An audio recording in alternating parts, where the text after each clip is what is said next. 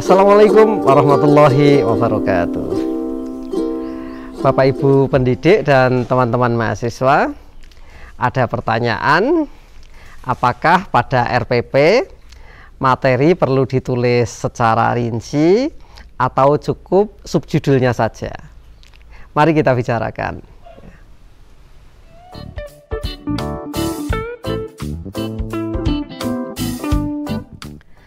RPP itu berisi materi apa yang mau diajarkan, metode atau strategi apa yang akan digunakan dalam pembelajaran, media atau sarana yang akan digunakan dalam proses interaksi dan penyampaian materi, dan evaluasi atau alat yang akan digunakan untuk mengukur capaian hasil pembelajaran.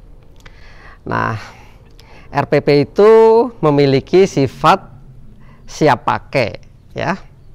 Karena itu maka apa yang ada dalam dokumen RPP itu perlu dituliskan secara detail atau rinci.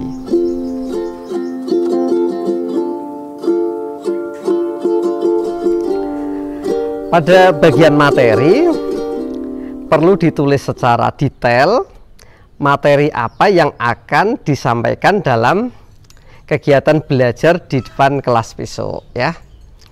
Tidak cukup hanya dituliskan subjudul materinya saja. Misalnya besok mau mengajar temanya ciri-ciri makhluk hidup. Jadi materi itu tidak hanya cukup dituliskan ciri-ciri makhluk hidup. Nah, tidak cukup begitu, tetapi harus dituliskan apa saja ciri-ciri makhluk hidup berikut dengan penjelasannya. Kalau misalnya besok mau mengajar orang-orang yang berhak menerima zakat misalnya, juga jangan dituliskan hanya subjudulnya orang-orang yang berhak menerima zakat, jangan begitu. Atau hanya ditulis fakir, miskin, amil, nah, ya, dan seterusnya, tidak cukup begitu. Kalau itu namanya adalah subjudul dari materi yang akan disampaikan.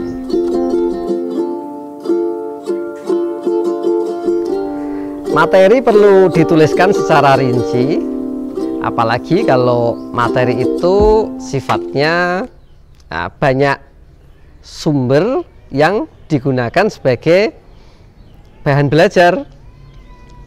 Misalnya kita mengajar materinya orang-orang yang berhak menerima zakat.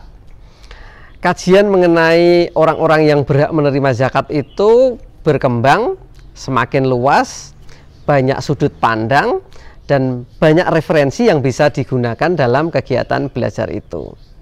Karena itu materi perlu dituliskan agar pendidik yang akan mengajar besok memiliki pengetahuan yang jelas apa yang mau diajarkan, yang dipersiapkan sedini mungkin, bukan sekedar apa yang diingat atau yang diketahui gitu.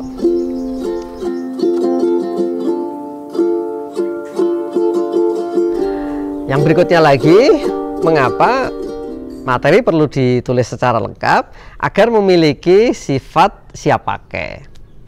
Kalau materi hanya dituliskan subjudulnya saja, tentu itu belum memiliki sifat siap pakai.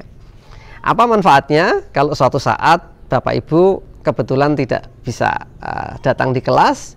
RPP ini bisa digunakan oleh guru piket atau guru lain yang ditugaskan untuk mengisi pembelajaran di kelas. Nah, pada saat guru tersebut mengisi pembelajaran di kelas, tentu butuh informasi yang cukup, materi apa yang akan diajarkan.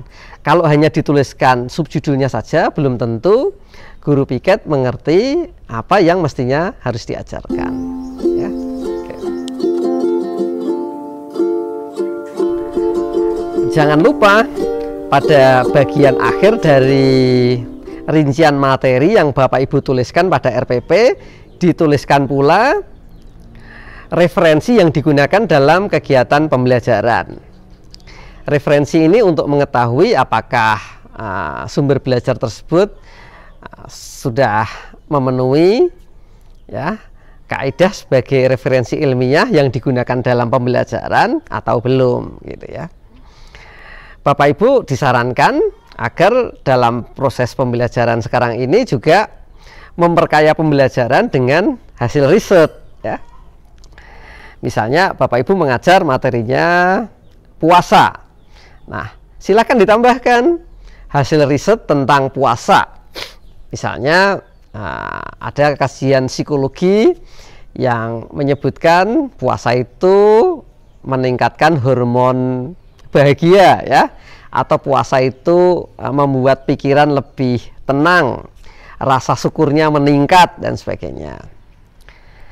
Atau riset di bidang kesehatan yang mengatakan puasa itu juga berdampak secara signifikan bagi kesehatan seseorang ya gitu. Jadi itulah pertimbangannya mengapa dalam RPP materi perlu dituliskan secara rinci dan detail gitu. Inilah bincang-bincang kita sore ini untuk menjawab pertanyaan pentingnya menuliskan materi secara detail dalam rencana pembelajaran yang akan digunakan di kelas.